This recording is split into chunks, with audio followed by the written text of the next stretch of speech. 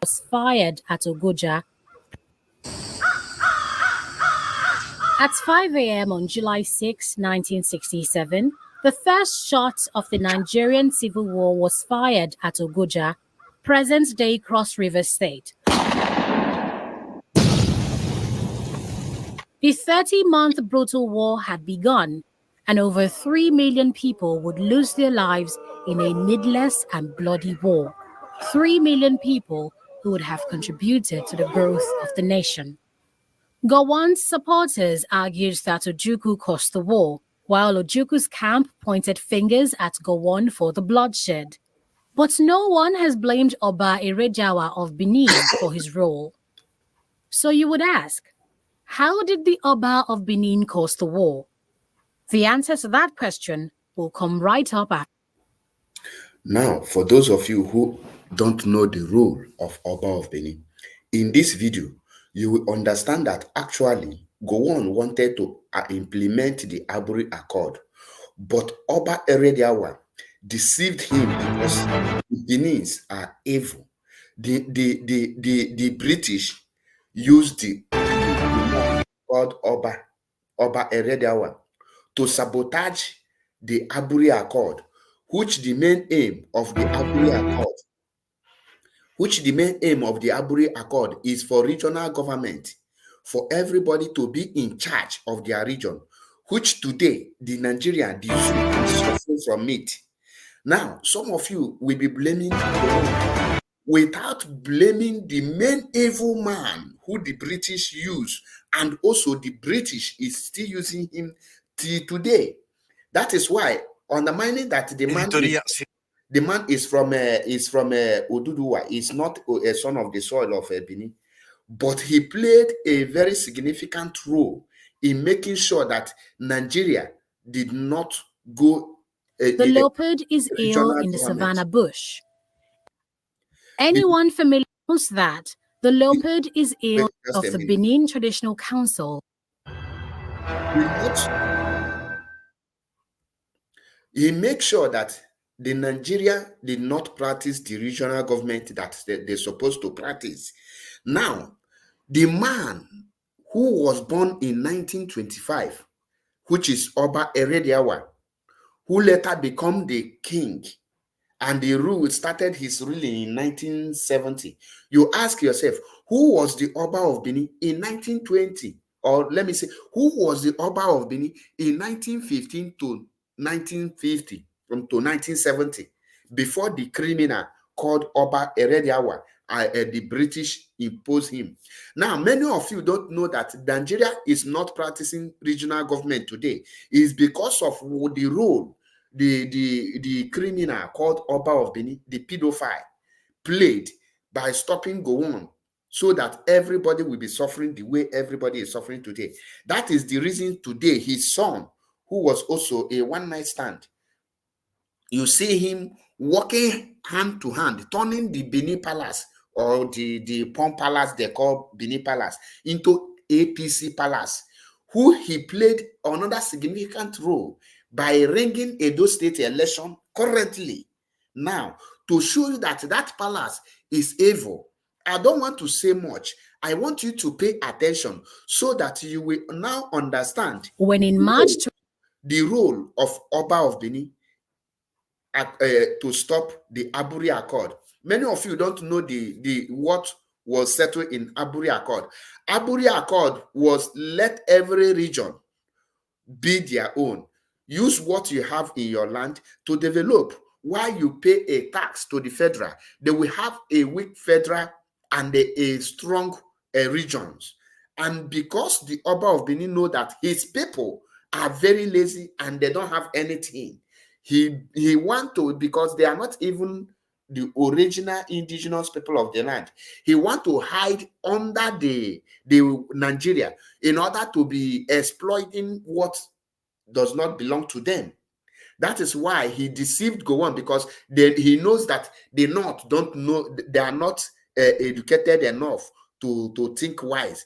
That is why he manipulated Gowon through the help of British and make sure that that Aburi Accord did not come to fulfillment, because Aburi Accord stand for local police, local regional government, local developing, and the local mining. Every indigenous will have job. You will not be begging or looking for greener pasture outside.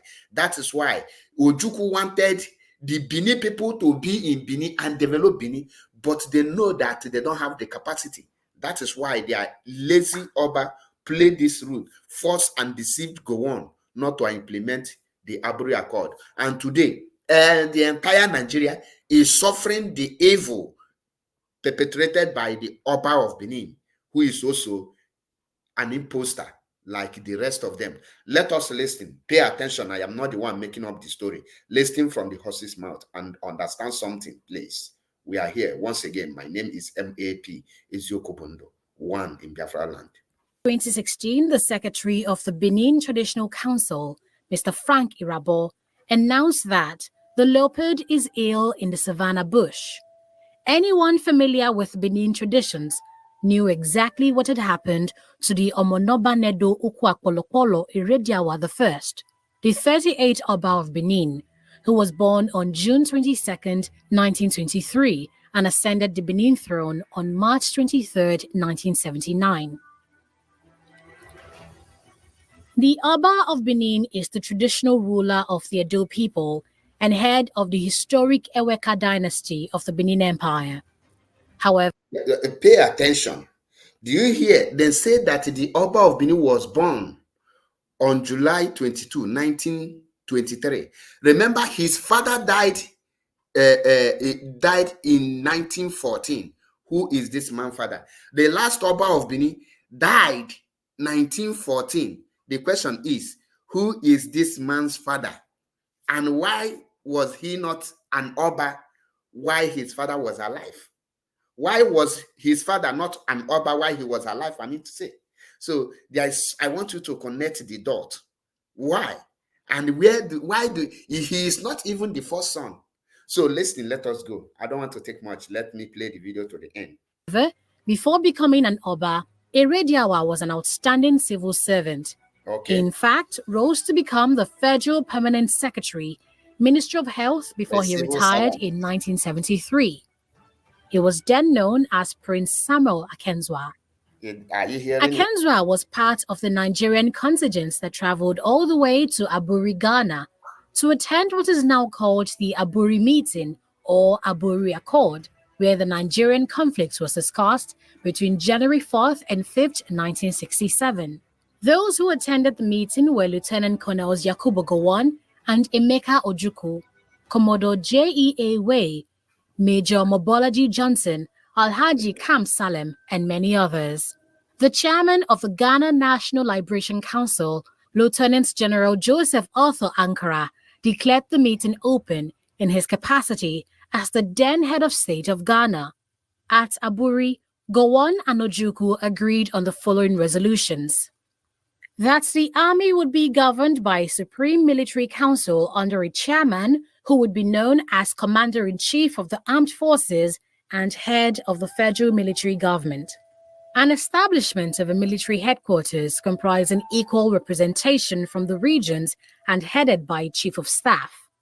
The creation of area commands corresponding to existing regions and under the charge of area commanders, and that the Supreme Military Council will deal with matters of policy, including appointment and promotion to top executive posts in the armed forces and the police. They also agreed to set up a military committee on which each region will be represented to prepare statistics which will show the present strength of the Nigerian army. As far as the regions were concerned, it was decided that all the powers vested in the Nigerian constitution in them, which they exercised prior to the January 15, 1966 coup d'etat, should be restored to the regions. The decisions at Aburi in terms of political and military control of the country amounted to Nigeria being governed as a confederation. It should be noteworthy that the vocal military officers like Lieutenant Colonel Murtala Mohammed and Major Theophilus Yakubu Danjuma did not attend the Aburi meeting. Back home in Lagos, Prince Akenzwa, along with other top permanent secretaries, reviewed all that was agreed in Aburi. However, Akenzua discussed with the head of state, General Yakubu Gowon, and raised objections to what was agreed in Aburi. Do you He hear that? went further to cite his concerns in a memo dated January 8, 1967. Akenzwa said in the memo that Gowon had given way too much away in Aburi and that it would lead to the destruction of the country. He further added that Gowon had legalized total regionalism, which will make the center very weak. Do you understand Prince that? Akenzwa pointed out in Regionalism. his memo that a weak center would lead to a confederation and total disintegration of Nigeria. It was this memo that He was prompted afraid. Gowon to summon a meeting of the secretaries to the military government and other officials, which was held in Benin City between February 16 and 18, 1967. The Benin meeting was a total rejection of what was agreed upon in Aburi. After the meeting, Ojukwu started the "On Aburi I Stand" slogan. Thereafter, the federal government promulgated Decree Number 8 of 1967 on March 10, 1967, which gave total powers to the center. It has been so since, and the ghost of that decree still haunts us today. Many years after the war, Gowon and Ojukwu interpreted what was agreed upon in Aburi in their own way. One of the problems at Aburi was that a portion of the meeting was not recorded. The military excused the civilians like Akenzwa at a certain stage during the meeting, and it was alleged that during this informal chat, Gowon made certain commitments to Ojukwu, especially on full regionalism. As long as Nigeria remains under one federalism, the memo of Prince Akenzwa, who later became Oba Erediawa I, which made Gowon cancel the Aburi Agreement and ultimately led to the Civil War, will forever be remembered.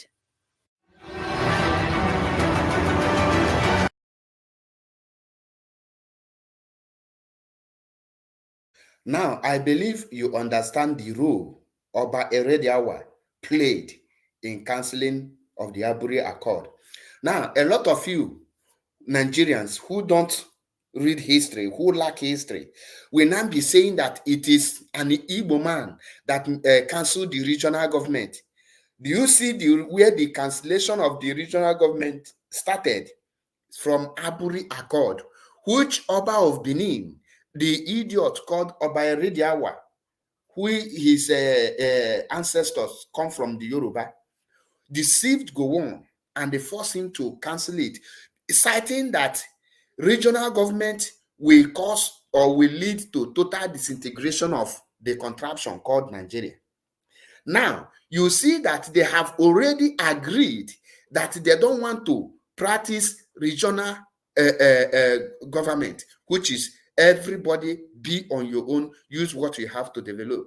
Because he knows that the Benin has nothing and the youth are very lazy. Like you see them today all over the world, they are just begging and they buying themselves in the name of Curtis. So now tell me, how did an Igbo man stop the regional government when the implementation of the regional government was what caused the civil war that the whole Nigeria rise against the Igbos? But many of you don't have brain to ask the idiot called Oba of Benin, what is your own take? Go and interview Gowon now. You see the Nigerian brand envelope journalists, they cannot even go to Gowon to ask him, why did you cancel the Aburi Accord? To even hear from him till today, no Nigerian journalists have interviewed him, asked him questions. What led to that Biafran Nigerian civil war? You cannot. But you will see the like of all these Benin miscreants coming to social media to showcase their stupidity and their foolishness because they are not educated. They don't even know the meaning of history. That is why they don't know that Oba Erediawa is a direct descendant of Oromia, who happened to be the son of Oduduwa, a king in Ile Uhe, present day of Ile Ife. I don't want to say much, but I believe with this video, those of you who are still having mental problem, who cannot reason proper, will now understand that aburi accord actually meant well for Nigeria, but because Nigeria we are destined to be doomed, the Oba of Benin, British used him to stop it. Today, Nigerians, how market, how now they enjoy the contraption. I hope you are now enjoying what you people want. One Nigeria, that one Nigeria will consume all of you. Or remember my humble self, MAP is Yokubundo. Stay tuned for more videos.